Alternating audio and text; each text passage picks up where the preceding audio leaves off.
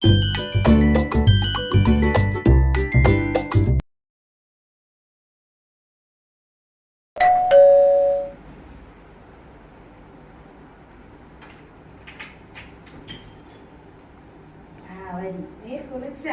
ഞാൻ ഇപ്പൊ കുളിച്ചിങ്ങോട്ട് കയറി വിളക്ക് കത്തിച്ചതേ ഉള്ളു. നമ്മളവിടെ ചാർജ് ചെയ്യൂലെന്നേ. ഇപ്പം പിള്ളേരൊക്കെ പരീക്ഷയായി. നമ്മളവിടെ ചെറുക്കൻ ചാർജ് ചെയ്യൂല. പിന്നെ സീരിയൽ കളവ എപ്പോഴും സീരിയൽ വെച്ചുകൊണ്ട് പിള്ളേർ പഠിക്കാനും പറ്റും. നമ്മൾ പഠിച്ചണൊക്കെ 10ലൊക്കെ ഒരുപാട് പഠിക്കണം. പിന്നെ അപ്പുറത്ത് അവള് വന്നാൽ പിന്നെ പോകില്ല. സീരിയൽ വെച്ചില്ലേ നമുക്ക് കയറുവാണ്.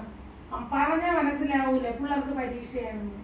എന്നാൽ നമ്മൾ ആരെങ്കിലും വിശേഷിച്ച ഒരാൾ വരട്ടെ അവള് പോകില്ല, അവിടെ അല്ലെങ്കിൽ അവർക്ക് മനസ്സിലാക്കി കൂടെ. അത് അവർക്ക് ഒട്ടും അറിഞ്ഞുകൂടെ. തിരുമതി അന്ന് പിന്നെ അവള് ഇഞ്ചി കുന്നത്തിയില്ല. ചേച്ചി ആ തോമനക്കാരില്ലേ, അവരിങ്ങനെ അലച്ചോണ്ട് പോണ കണ്ടാ പെണ്ണുപിള്ള താഴോട്ട്. എവിടെ പോയത്? എന്തൊരു അലച്ചത് അവരിടന്നേ. അവള് വേറെ അവളടി ആരെയൊക്കെ പലിശക്ക് കൊടുത്ത്. അവര് പൈസ പലിശക്ക് കൊടുത്ത പലിശ കൊടുത്ത്. അതും കൊടുത്തിട്ട് പാവപ്പെട്ട പെണ്ണ് കൊടുത്തില്ല. നമ്മൾ അലച്ചോണ്ട് പോയാ. മറ്റേ സീതയുടേത് ഇതായിരുന്നടി, അവള് ചത്ത് തലയ്ക്ക് മീതെ നിക്കണ്. ഇതായിരുന്നു സംഭവം. അത് നിനക്ക് അറിഞ്ഞൂടെ ആ കഥ? അവളെ ആശുപത്രി കിടന്നപ്പം ഇവളെ പെൻഷൻ ഇവളെവിടെയാ ഊരിറക്കാൻ പോയിരിക്കും.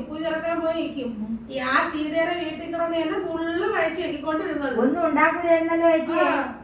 നിനക്കറിഞ്ഞൂടാ, സീതയുടെ വീട്ടിൽ നിന്ന് വെളിയിറങ്ങൂല. അവരെ മീനും നക്കി, അവരെ വീട്ടില് നക്കി ആ കിളവനെ അവിടെ ഇട്ടിട്ട് പോകും. 2 ഉപ്പിലിട്ട നെല്ലിക്ക കിളവന്. അത് പണ്ട് അങ്ങനെയാണ്. 2 ഉപ്പിലിട്ട നെല്ലിക്ക്. അയ്യോ മോളച്ഛൻ അതേ തിന്നോള്. 2 ഉപ്പിലിട്ട നെല്ലിക്ക. അങ്ങേരൊക്കെ പഴം, ഒരു പഴവും ചോറ് തിന്നും, അല്ലെങ്കിൽ അങ്ങേരൊക്കെ തൈര്. കഷ്ടം. മറ്റേ പെണ്ണിന് മനസ്സിലാക്കൂല. അവള് കൊണ്ട് കറിയും കൂട്ടാനും കൊടുത്ത് അവള് അങ്ങ് ഏപ്പിച്ചിട്ടൊക്കെ പോവേണ്ട പറഞ്ഞോണ്ട് പൈസക്കാരെ അമ്മയാക്കി എടി അവിടെ ആക്കിയിട്ട് ആ പെണ്ണ് ആശുപത്രി കിടന്ന് ഓർമ്മണ്ട. ആശുപത്രി കിടന്നപ്പോ അവളെ മോൾ ആശുപത്രിന്ന് വന്ന് ഒരു പൈസ മറ്റേ അവരെ ചേച്ചിയുടെ അനിയത്തിരെ മോള് കുമ്പളി അവളെ കൊടുത്ത് വിട്ട്. മറ്റേ പൈസ ഈ പെണ്ണ് ആശുപത്രിന്ന് വന്നപ്പോഴത്തേക്ക് കൊടുത്ത്. രണ്ട് പൈസയെ കൊടുത്തിട്ടുള്ളൂ. ആശുപത്രിയിൽ വന്നപ്പോ 2 ഗഡു പൈസയും പിന്നെ കുമ്പളീരെ കൊടുത്ത. അപ്പൊ 3 പെൻഷൻ പൈസ. അത് അവള് മേടിച്ച് കഷത്തിടുക്കിയിട്ട് മരിച്ചതിന് ശേഷം അവള് പറയണ കൊടുത്തില്ല എന്ന് പറഞ്ഞ് അവിടെ കിടന്ന് ഭയങ്കര ഇതായിരുന്നു. ഞാൻ ഇത് അറിഞ്ഞ കാര്യം കുമ്പളി അവിടെ പറഞ്ഞില്ലേ ഇത്രയിലെ കുമ്പളി പറഞ്ഞായിരുന്നു. അന്ന് അവിടെ നമുക്കിവിടെ എന്തിനാണ് ഗ്രാമസഭ തുടങ്ങിക്കൊണ്ടിരുന്നപ്പോഴാണ് കുമ്പളി അവിടെ വന്നത്. അപ്പോഴാണ് ഈ മറ്റവരും കൂടെ വന്നത്. ഒരു വിധത്തിൽ ഏക്കൂല, ഓർമ്മയില്ലെങ്കിൽ അത് പറയണം. പിന്നെ ഈ പിള്ളേർ എന്ത് തള്ള മരിച്ചതിന് ശേഷം അവര് പറഞ്ഞു തള്ള മരിച്ച തലയ്ക്ക് ഇത് പിള്ളേർ അച്ഛൻ ഉണ്ടല്ലോ, അച്ഛൻ പറഞ്ഞ് 1900 എത്രയാണ് അത് പോയെങ്കിൽ പോട്ട് ഒന്നും കൂടെ അങ്ങ് കൊടുക്കുന്നു. പിന്നെ കൊടുത്ത് 2ാമത് കൈയിട്ട് മേടിച്ച് 4 വട്ടം കാല് കൊടുത്ത് കൈ അത് ഉദവൂലടി. ആ പിള്ളേരെ വഴിയിൽ വെച്ച് കാണുമ്പോ അത്തറി ഇങ്ങനെ ഒരിക്കൽ പെണ്ണുങ്ങളുടെ ചോദിക്കാനായിട്ട് നിങ്ങളെ കള്ളം പറഞ്ഞ് മേടിച്ചോണ്ടല്ലേ നിങ്ങളെ കാലൂല. അത് പിടിച്ചില്ല. ആരെ പാല് കാച്ചി നോയിട്ട് അവിടെ ഇട്ട് വഴക്ക്. മറ്റേ മോളെ മറിച്ച് എവക്കെന്തൊരു അധികാരടി ആ പിള്ളേരെ പറയേ. നമ്മളെ കൊച്ചുമക്കളെ അടക്കി ഇരുത്തണം. അവള് വലിയ പുള്ളി കണ്ടു എഴുതി കണ്ടടത്ത് തൊട്ട് നക്കി കിടക്കണം. എനിക്ക് പണ്ടേ കണ്ടുപിടി അവളാ കഴിച്ചേക്കി. അങ്ങനാണ് അതിന് ദൈവം കൊടുക്കണം. 2ാമതാട്ടം വീണില്ലായിരുന്നു. ഇവിടെ നാരെല്ലാം പറഞ്ഞിട്ട് തീനറിയാൻ പോയി.